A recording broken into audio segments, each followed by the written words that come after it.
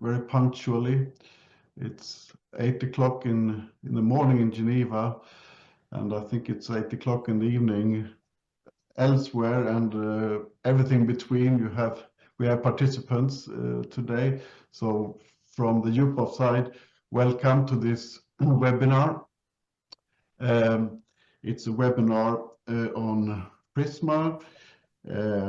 We have organized it together with Australia and New Zealand, so we have two countries, and that is very good. So thank you very much, Andrew, and also Chris for participating and for arranging this.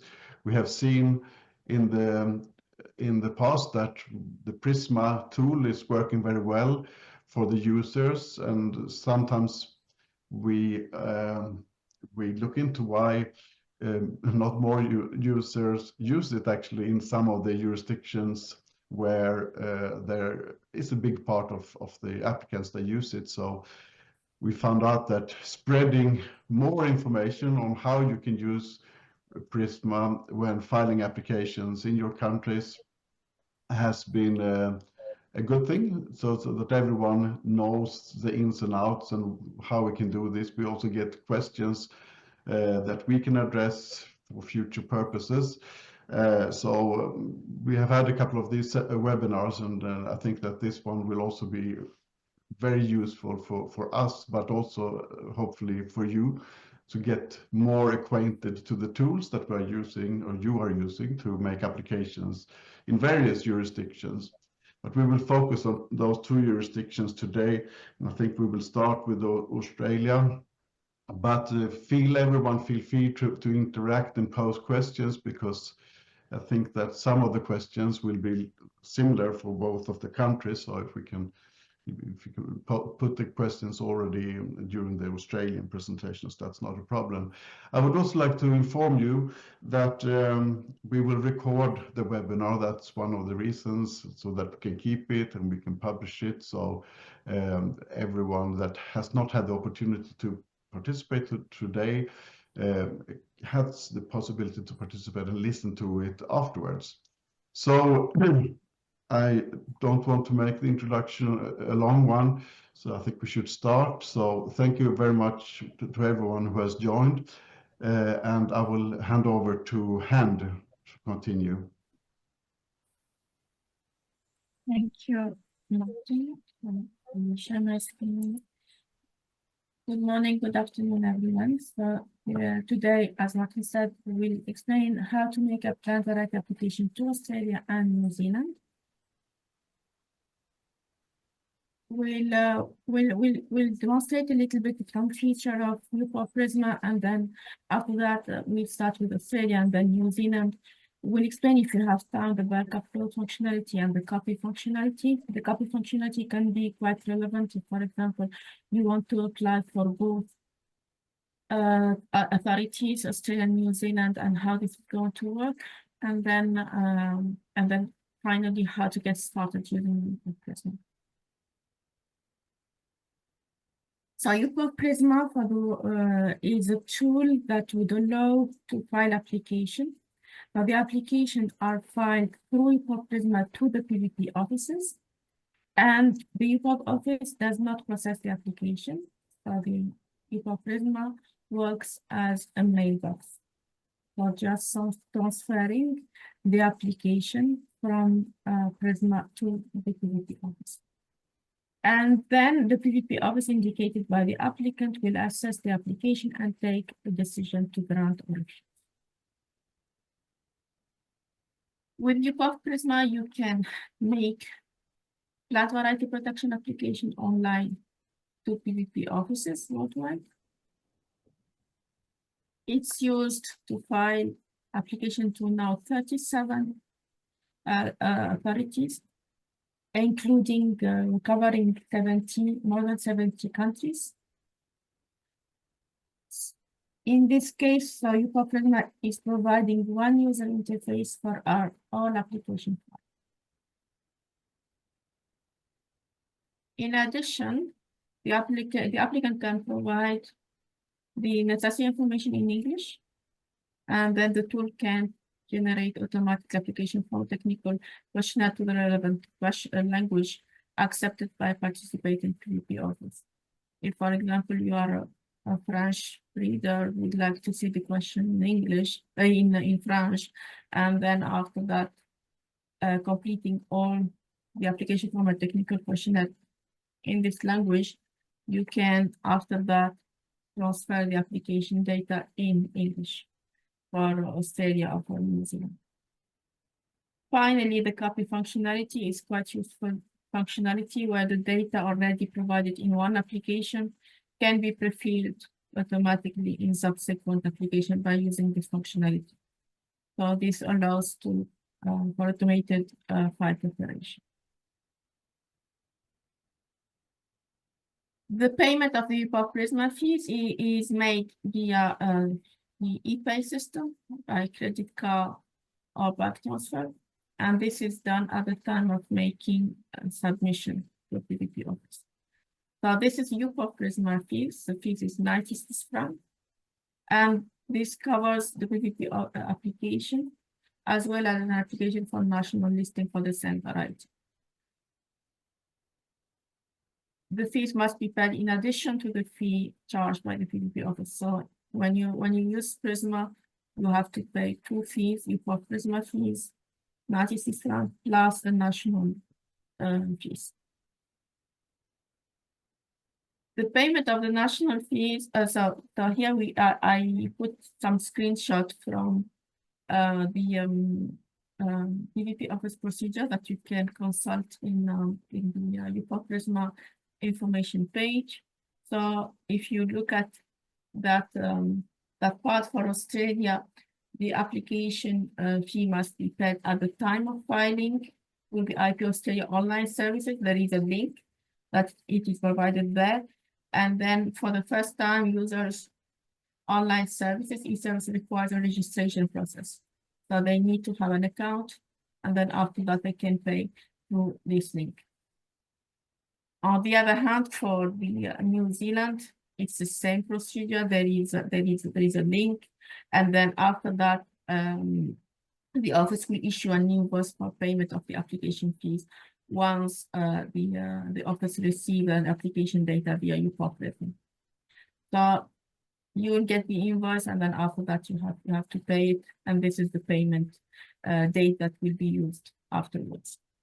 But I think this part will be discussed furthermore during this webinar. So that's all for this short introduction on the features of UPOV Prisma, and then I will give the floor to my colleague Asumi, who will go through the screens. Thank you, Hans. So now just confirm that you can apply for all crops and species in Australia and also New Zealand using UPOV Prisma. And then I will walk through how to start an application from scratch. So to the next page.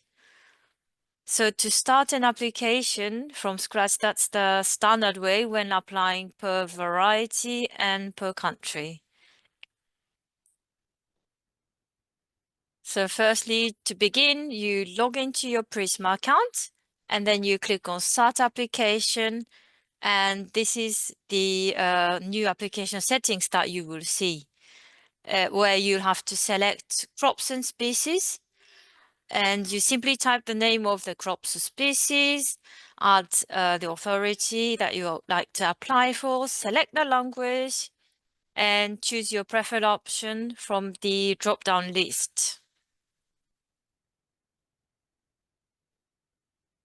So from there, the application form will be generated automatically.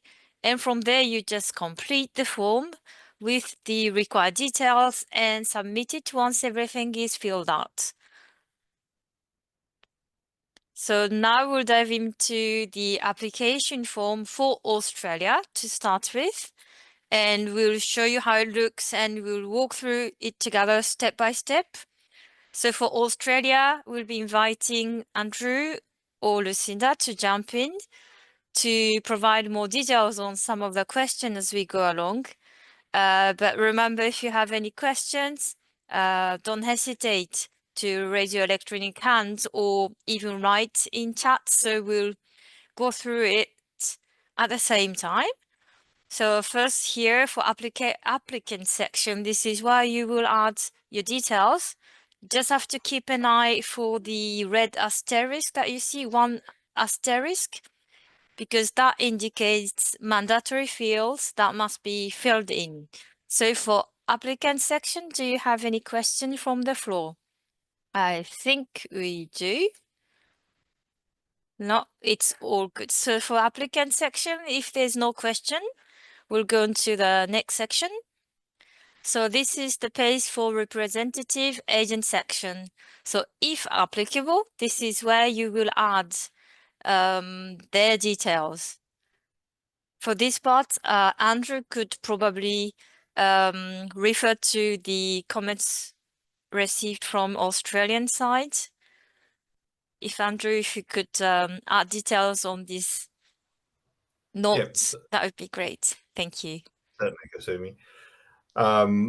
Yeah, so it's important to remember that applicants that don't reside in either Australia or New Zealand need to appoint an agent that has an address within Australia and New Zealand for service of documents and papers. So it's a requirement under our legislation and is actually mandatory. So if you're applying from a country other than Australia and New Zealand, you'll need to appoint an agent that has an Australian or New Zealand address. Thank you, Andrew. Any question from the floor? All right, we'll move on to the next section for breeder. So when it's highlighted like this, you see in the red highlight. So that means it's mandatory. So in this case, to browse applicant information, that is mandatory. You click on it and you browse the information. If no question, we'll go on to the next page, which is also to show breeder. So as you see, it will add some information to add like that. And to the next slide. So here as well. So if you have any question on the breeder section, if you could write in chat, that would be great. Okay, pretty clear. We go on to the next slide, please. So there, correspondence address. So answer extra questions if answered yes. If no, there will be no extra questions that will appear. Okay. For the denomination section, there you add proposed name for the variety. That is mandatory to add. Any questions from the floor?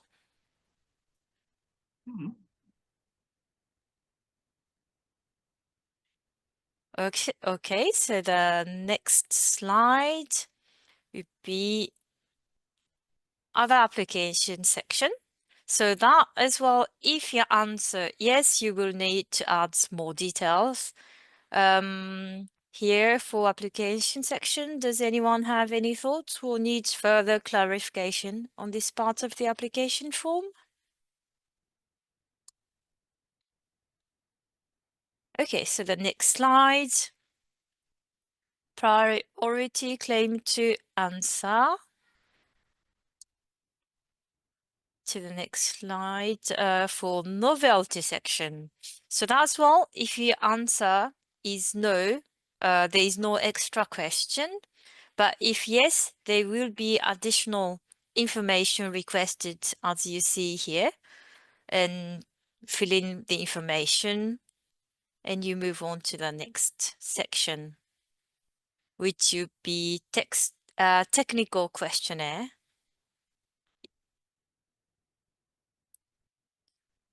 In technical questionnaire general section, propose name for the variety that is mandatory to be filled in. Up to here, any questions from the floor?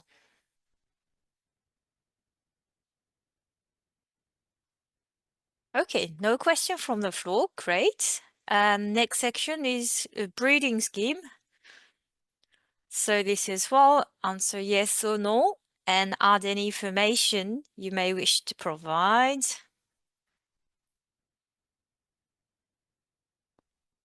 Okay, so the next one, you'll see that there's a long list of questions. So if anyone has any questions from the floor, let us know.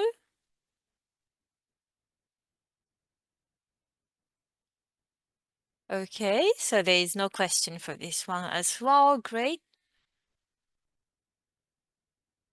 So that's the last page of the questions. And we can move on to the variety comparison section.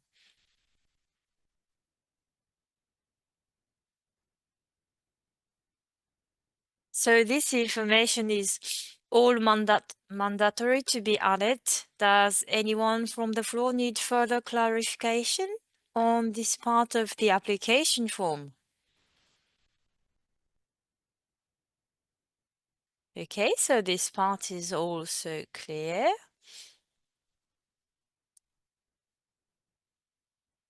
The additional information section. So there, depending on your answer, you will need to provide more information. Here as well, if Andrew could perhaps provide some details regarding GRC and DUS report.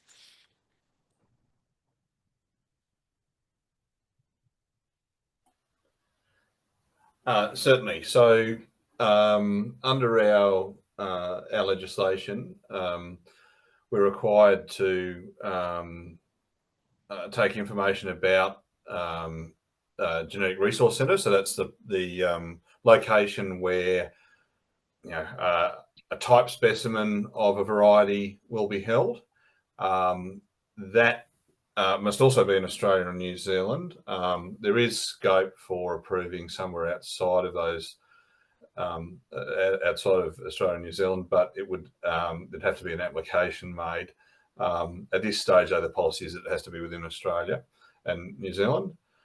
And as I say, it's just a place where you maintain, a type specimen. So it could be a nursery, it could be a seed bank, somewhere where they maintain germplasms. We do have examples where it's in a botanic gardens even. And now, did I answer all that, Kasumi, or? Yes, and we also have 3 questions from the floor. If Astrid, if you could take the floor. Yes, thank you, Kasumi. I have a question. There is a question here that asks for the date when the DOS report is ready. If we make an application and we fill in that the report is already available, does then will you then ask for the report from the authority who has prepared the report yourself, or do we have to take any further action? Yeah, what should happen, Astrid, is that the examiner should then initiate the process to request the overseas test report from whichever the nominated authority is. Quite often, and in the case of European countries, that involves the payment of a fee. So there'll be an exchange between the applicant and agent and our office, where we seek surety that the applicant or agent will pay the fee with the European office. And once we've got that signed, we send off the request to the relevant authority. In the case of some other countries, some countries don't charge for the exchange of the test reports, and in those cases, we would bypass that step, and it would simply go from our office to the other authority. And then it's just a waiting game of when we get the test report back. Does that answer your question? Well, for me just to get the steps right. So we file the application in Prisma. We know the report is ready. Then we have to ask our authorities and pay the authorities to send the report to you. So we have to take action, or will the examiner contact the authorities and set things in action? Yeah, so the examiner will need to contact your agent, and then because if there's a fee involved, and I would imagine that most of yours there will be. Yes. We need to get a signature saying that the agent or applicant, it doesn't have to be the agent, is happy to have the invoice sent from CPBO or whatever the other authority. And then that we'll then send that on to the relevant authority once we've received the signed document. Essentially what happens is the other authority will then invoice either applicant or agent, depending on who's nominated. And on receipt of that payment, then the test report's released to us. And then I suppose the other thing that's worth considering is once we receive it, we would then release it to the qualified person so that they can then submit the description. Okay, and as long as now we were talking also about the description and also part 2, is it foreseen that that procedure also will be included in future in Prisma? Not in Prisma. There's currently a project on though to upgrade our IVDS system, which should greatly improve your experience or a QP's experience in that process, and deal with a couple of the other forms. I can't guarantee that's what's going to happen, but that's what's planned. We're in the early stages of that, but I would hope that maybe even by this time next year we might have a new process in place. So I suppose watch this space at the moment. There are definitely plans to improve that second part of the process. Okay, thank you. Thank you, Astrid. Thank you, Andrew. So, Rhonda, if you could take the floor, that'd be great. Yes, hello. I was just wondering, so the Genetic Resource Centre question is very clear. I just wanted to know then the difference between slide 26 and 21. There was a question about a deposit in 21 about the herbarium. Oh, okay. So herbarium's a different thing. Yeah, because I don't remember seeing that in part 1 of the Australia application. So what is that? Yes, please. It is in the Australian application. They're slightly in a different order though. So we have a requirement under legislation that if you are applying for PBR on an Australian native species, that a herbarium specimen is submitted to the herbarium. In this case, just for your knowledge, the herbarium is the National Herbarium in Canberra through ACRA, which is the Australian Cultivar Registration Authority. Once again, sorry, Rhonda, I know where you're from, so probably not terribly relevant to what you do. But if you're ever involved in Australian native breeding, that's an additional requirement at this stage. Yeah, perfect. So that makes sense because I don't do that, and I just wondered if that was something different. So that's perfect. Thank you. Thank you, Rhonda. Astrid, would you have an extra question? Okay, that's an all hand. Thank you. So we have another question in chat. So the question was, so after the application has been completed for either New Zealand or Australia, is it simple to use that application information to apply in other UPOV territories? So that would be a question more for the UPOV office so that I can answer.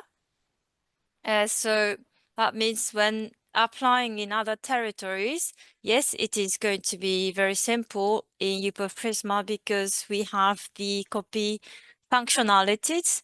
So when you use copy functionalities, for example, when you apply for the same authority, and then the template application data for authority can be created by using the copy functionality, and that can be copied for any application in that authority. And then if to copy the same variety for different authorities, like in this example, then if the UPOV TQ is being used, so that is 26 participating authorities, and then the TQ data will be 100% copied. So I would say that makes it simple. So we'll get into that afterwards. I hope that answers the question. And we also have another question that would be for Andrew. Why does the Australian office allow the applicant themselves to be the GRC?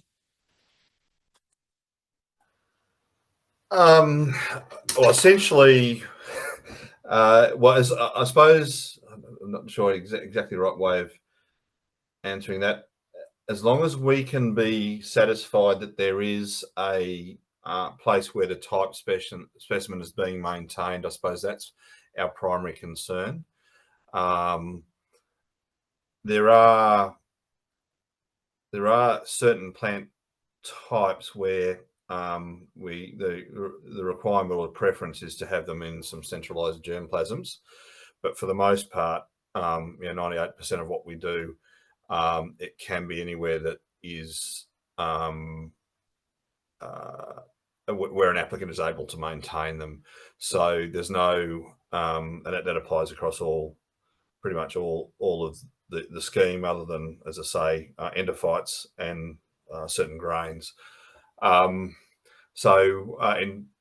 In terms of the motive, I think it's probably more reflective of our system and our testing system as well. We just don't have the big repositories that perhaps other countries have, but it is expected that type specimens be maintained.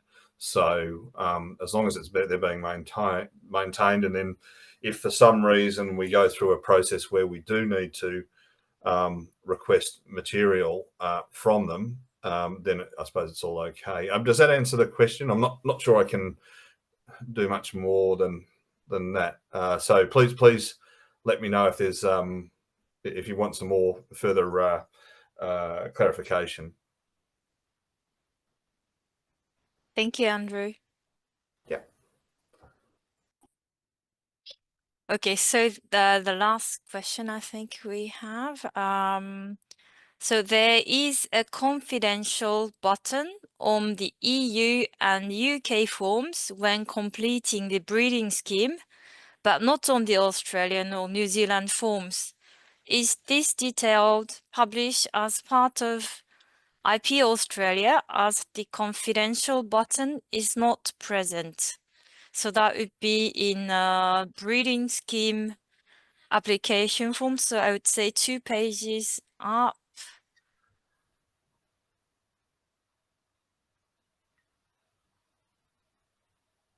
In this part.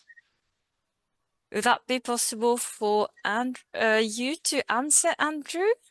Or would that be, yeah? So I can broadly address. So under our legislation, almost everything we do can be inspected, with 2 exceptions. So the first exception is under our Act, we can't divulge the parental material. The office can't divulge the parental material in our publications, or if people request to inspect the application. Applicants can choose to publish that detail in their descriptions, but we can't. So essentially what happens is that if we get a request to inspect applications, we redact that material, but we must still be able to see it. The other instance where we would, and I do apologise, I'm not familiar with the exact way the other systems work, but commercial in confidence information potentially we could withhold as well.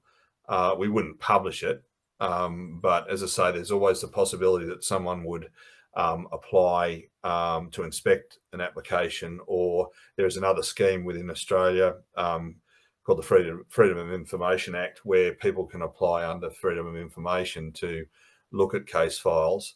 And in those instances, there's probably further information that could be withheld, usually along confidentiality lines, particularly commercial in confidence. So hopefully that answers it. Thank you, Andrew. Yeah. So I guess we can move on to the next section, the last category. So that would be declaration and signature. So the first section is declaration and signature. So as you see, the asterisk in red for the signature of owner. So this is mandatory, as well as the date. Any questions from the floor for declaration and signature? Okay, the next slide. So that last section, that's attachments. So there are many attachments you can add. So here you'll see that a full list of forms to help with the application and filing request in this link. So presentation will be shared later for you to refer to. Any questions? Any questions from the floor for Australian application form? Because I guess we'll be moving on to the application form for New Zealand if we have no further question. Actually, I do have a general question. I don't know if you're going to do it at a different stage, but is there any reduction in fees for submitting using UPOV for Australia, or is it still the standard fee? Yeah, I can jump in there. So yeah, at this stage, no, there's no reduction. Our fees are set by the legislation. So yeah, it's an additional fee on top, I suppose. However, you do have a system that you could then send applications to other countries as well very easily without having to redo a process. So Prisma is a very useful system for that. Yeah, absolutely. Yeah. All right, thank you. That's perfect. Thanks. Yep. Thank you, Rhonda. Nikki, would you like to take the floor? Hi, I just wanted to, I guess, make a quick comment. I work as a patent attorney and we help companies or individuals protect their plant breeder rights in Australia and New Zealand. And just one common thing we've come across with people using the UPOV system to file themselves is it's really important that if you're going to nominate an agent because you're based overseas and you need to have an Australian-based agent for Australia or a New Zealand-based agent for New Zealand, so probably reach out and discuss that with the agent before you nominate them. There's a risk that the agent you nominate can't act for you, and that can lead to delays in applications being accepted. The other problem that we've run into with applicants using this is that because you have to pay the Prisma fee and then you separately have to pay the fee direct to the office, so IP Australia or IPONS, they will issue an invoice to the person you've named as the agent. And if that agent isn't aware that that invoice is going to be coming because they don't know that you've filed this application, it can lead to delays in applications receiving a filing date. So that's just something to keep in mind. And then another thing, I think it kind of leads to Astrid's questions earlier about purchasing overseas DUS reports. if you've engaged an agent like AJ Park, who I work for, part of what we do is we organise the communication between IP Australia with the overseas office to purchase their report to make sure there's no delays in examination beginning as soon as the exam report's available. And we also liaise with the QP to make sure that they have access to the exam report so that they can complete the detailed description.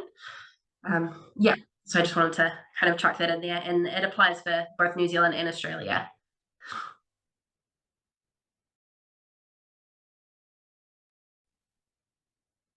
Thank you, Nikki. That was very useful and helpful for all the applicants. And we also have just one further comment.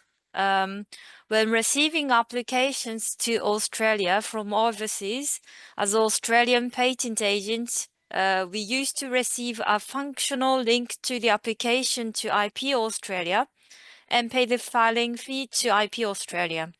Is this available? You make it easier to process. Thank you.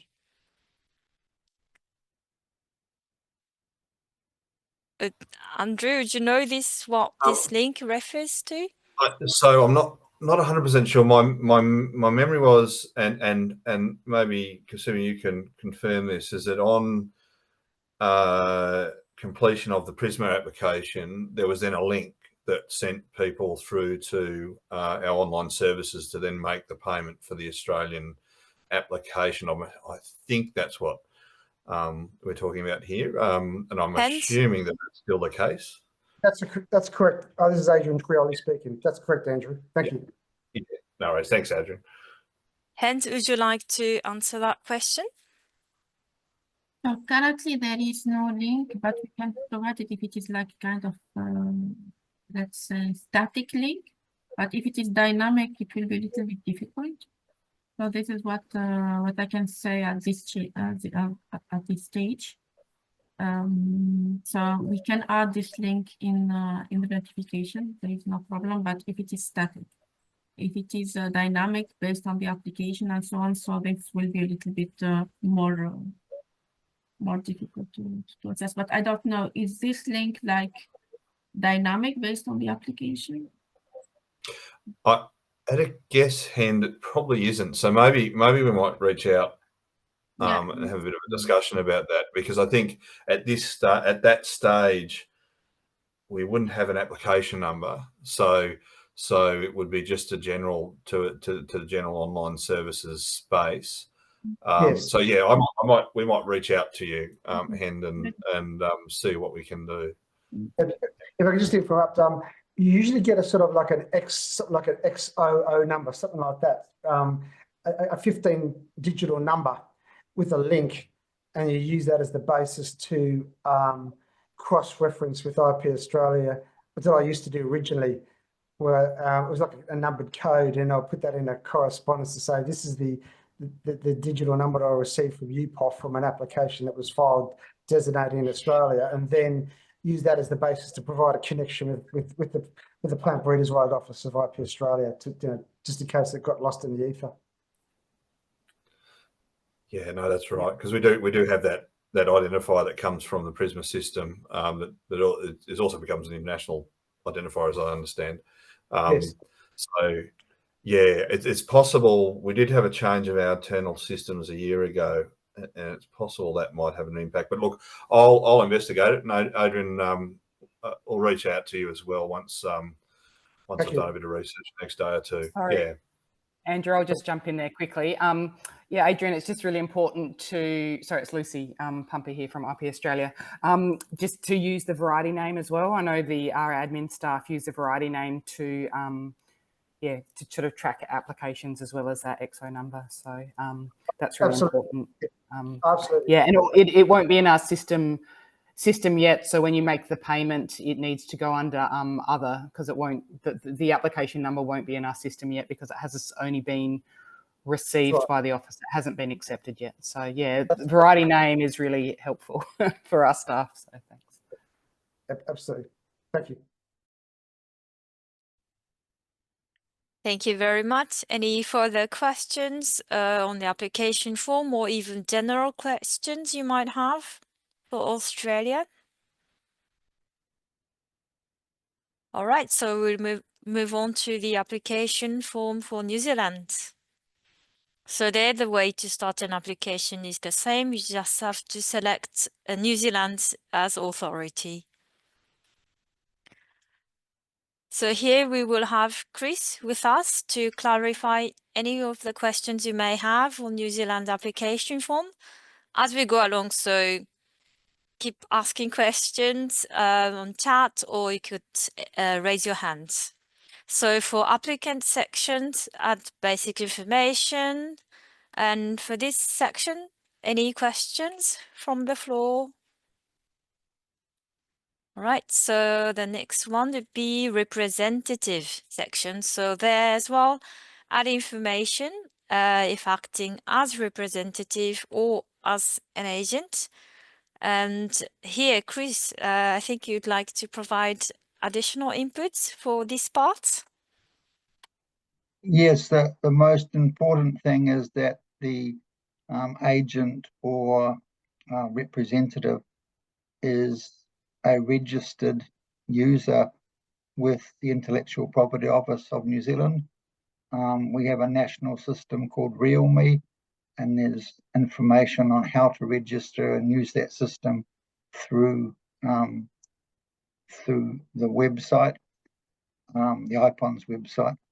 The reason why it's important that the representative has a designated email address is because that is the address that is used for all communication. And in particular, that is the address that the national application fee invoice is sent to. So I think if you are making an application through Prisma, as has already been referred to, make sure that your agent in New Zealand or Australia has a registration with the IPON's case management system, and that application invoice goes to the right place. Thank you very much, Chris. Any questions for agent representative section? All right, so moving on to the next one is a section for breeder. So that would be the same. You'd add any information as required.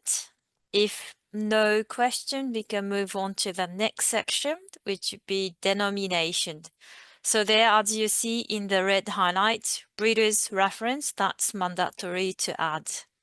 Any questions here? Okay, so no questions. The next one is to add other application information. Moving on to the next one, section for priority claim. So there, add extra information if answered yes. So if answered no, you wouldn't have the green square to answer extra questions. And next one for novelty as well. Add extra question if answered yes. Chris, could you clarify some wordings here? I think there was some update, and it'd be nice to have here at clarification. Yeah. Thank you. The PBR Act 2022, which came into force in 2023, with respect to novelty, uses the terminology, it talks about distribution or distributed, and that includes sold and offered for sale. So if the variety has been distributed for commercial purposes, then that could also influence novelty. It's not just a question of sold or offered for sale. This change in wording in the new law is designed to reflect the broader scope of the 1991 Convention. Thank you, Chris. Is there any questions from the floor? Okay, moving on to the technical examination. There you add information depending on your answers. We can move on to the technical questionnaire. Breeding scheme. For this section, do you have any questions from the floor? Okay, no question. The next one is variety characteristics. You answer to the questions as required. Okay, if there's no question, variety comparison section. Does anyone from the floor need further clarifications on this part of the application form? Okay, so that is also clear. Additional information section. So depending on your answer, you will need to provide more information as answering yes, for example. Any questions? Yes, hand. It's just to highlight that New Zealand is using UPOV TQ for orthodox species. So what you are seeing here is the UPOV 1. So there is no particularity for the technical questionnaire. That is UPOV TQ. Thank you, Hans. We have one comment. Chris, could you please repeat the wording for novelty? If you look up the Plant and Variety Rights Act 2022, which is available through the New Zealand legislation website, you'll refer to that. It talks about distribution, or has the variety been distributed? And as I said, the reason for that is to cover the greater scope of the 1991 convention, where it's not just a sale or offering for sale, it could be exploitation for commercial purposes. And we have had one or two examples where varieties had been distributed but were sold later. I'm just bringing this to highlighting this because it is significant in the wording in the current law, and we just have a little bit of concern that the focus will be on sales and not exploitation of the variety for commercial purposes. Thank you, Chris. Lisa, I hope that has answered your questions. Kindly, Nikki has added a comment of the wording, so could refer to that part as well in the comment section that's available to everyone. And we have an extra question from Francis. So I understand the New Zealand PVP office needs an agent to register with them. Is an Australian agent acceptable? Yes, it is. The official address for service can be in Australia or New Zealand. Thank you very much, Chris. So now we can move on to the last category, that is declaration and signature. So it is mandatory to answer the first two questions for declaration and signature. Any questions here from the floor? All right, we go into the next section, which is attachments. So there are many attachments you can add, but here as there was an update, I guess it'd be very helpful for all of us if, Chris, you could provide some comments here on this section of the attachments.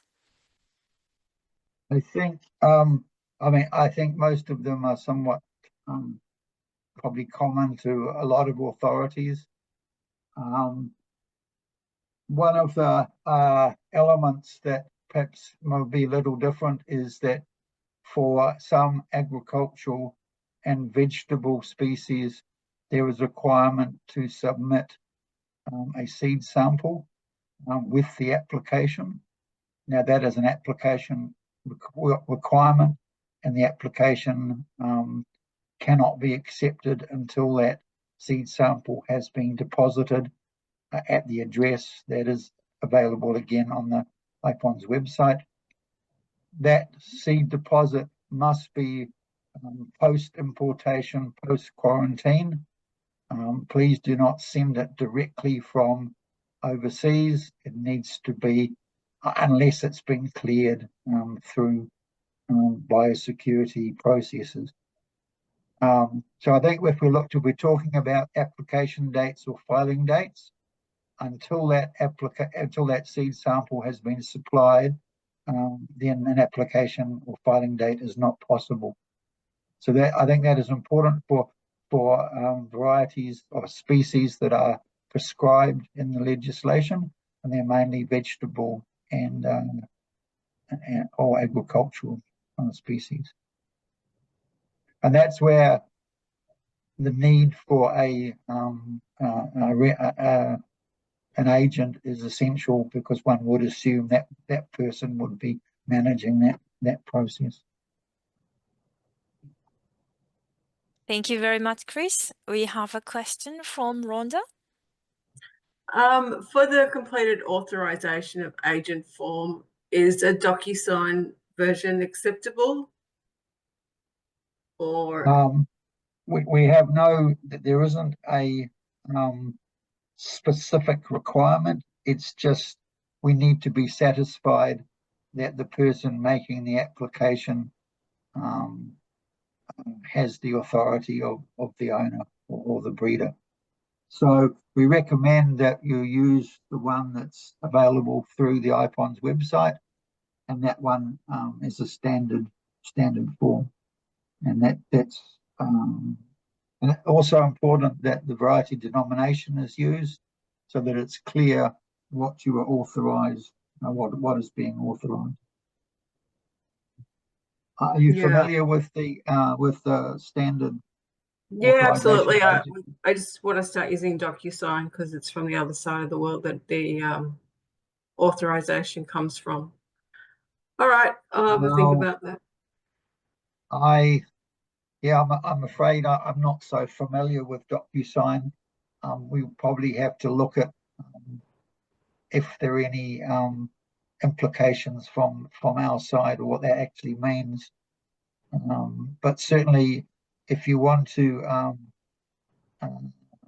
query that, either myself, I think you usually work with Scott, I think, but if you want to I'll check with Scott Gregan to see if you want to ask us, we might have a closer look at that one and see if we can give you a more definitive answer.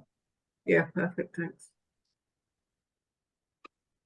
Thank you very much. So just to add to all of you that New Zealand law from 2022, that is also published on the UPOV website, on UPOV Lex, so that you can find on in the chat if you'd like to refer to it. Is there any further question for New Zealand's form or anything general? If no further question, I will then pass the floor to Hend to explain about bulk upload functionality.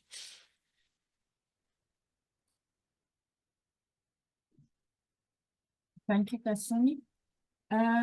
So I wanted to take this opportunity. I want to take this opportunity to explain a little bit more about some other functionality that we do have in Prisma. One is related to the bulk upload, when there is a possibility to apply in batch per country in a batch file a batch of variety at the same time. So this is the first functionality where you get to download a template, you configure it, and then after that you will get the Excel file, an Excel file that you can complete directly. You can for that you have the 3 tabs: application form, technical questionnaire, declaration, and signature. And in case of attachment, including the signature, you have to declare them, all of them, in the declaration and signature tab by indicating the file name and extension. You zip them within the Excel file, and then you upload the file. What will happen is actually there is a tool that will complete automatically the form, and then you will be able to check them. You need to validate the attachment are fine. You validate the generated PDFs, and then you select all or part of the report if you want to and submit. This is a way to streamline a little bit the completion of the form. You have an Excel, you can link it to any database on your side. This will extract the data and then you'll be able to submit in a bulk. What our customers said about the bulk upload is actually there is a lot of advantages over the manual typing of the web form. The configuration of a template, the user will download, you can complete it, you can upload it. It simplifies the process. You can submit multiple applications in one click. You gain in time, and then it's also allows error reduction. There is no risk of typos or pasting the information in the incorrect form because you will be able to connect it directly to your database using some business intelligence tool and so on. So the other functionality already, I think Kasumi already talked about it based on the question that we received. So this is per variety, you file a variety in different territory, you copy the functionality. There are two options, the copy functionality, you copy the application of a different variety, or you copy the functionality of the same variety. This will work for the same authority. And then you can also have a template application data per authority so that you can copy it for any application in that authority. And then if it is the same for variety, so if the UPOV TQ is used, you are talking about 26 participating authority right now. The TQ data is 100% copied. So that's really quite interesting. For example, for New Zealand, when you apply to New Zealand, because New Zealand is using the UPOV TQ, when you apply to other territory using the UPOV TQ, like UK or Turkey.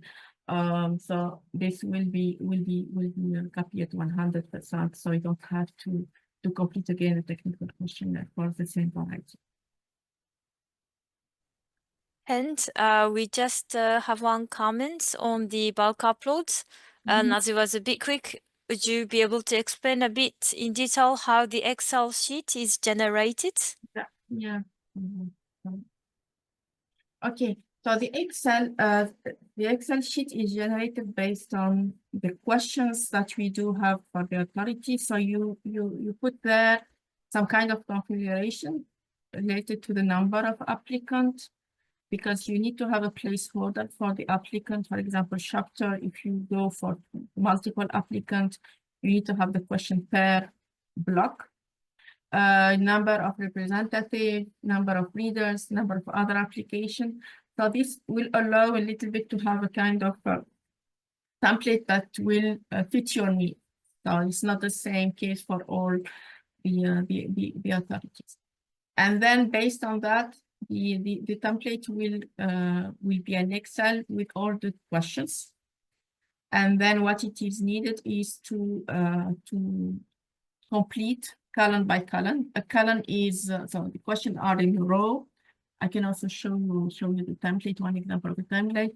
And then the columns are the application per application.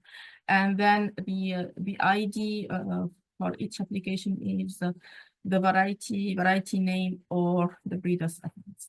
So this is how it works.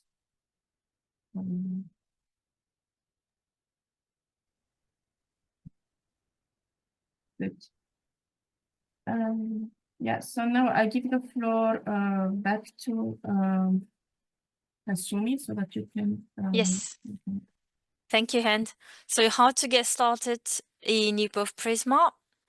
So here, most of you might have already an account, but I'll explain it very quickly.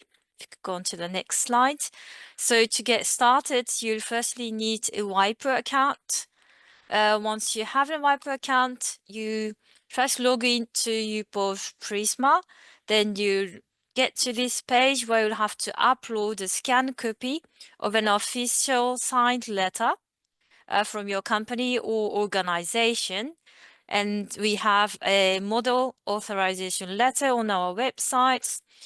So when we share this presentation, you'll be able to refer to that. You fill in the signed letter and you upload it in the system. We'll receive it in 1 to 2 working days. You'll receive a notification that your account has been activated, and then you'll have access to UPOV Prisma. So with regards to creation of an account, and if you have any doubt or any questions, you can send us an email to Prisma, and we'll be able to answer any questions you may have. So this is the last part of the presentation. So before if you have, do you have any question here regarding creation of account, or any final questions or remarks that you'd like to ask to the experts from Australia or New Zealand?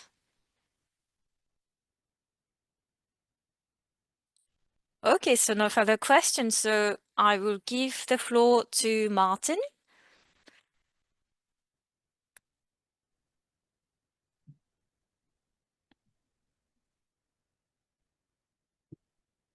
Thank you very much, Kasumi, Hend, and everyone. I think that we have gone through the presentations that we wanted to make, and also thanks a lot for the active and interactive contributions from all the persons participating. I think there were some questions that we needed to look into in more detail, and I think we have been very well informed about these things. So I think unless there are any last remarks or questions, I think we can finalize this webinar. So thanks again to all of you for participating. Thanks for Australia and also New Zealand for participating in this event as well, to organize it together with us. So I wish you all a good day, night, whatever it is that is in front of you, and hope to be in touch with you soon. Thank you very much.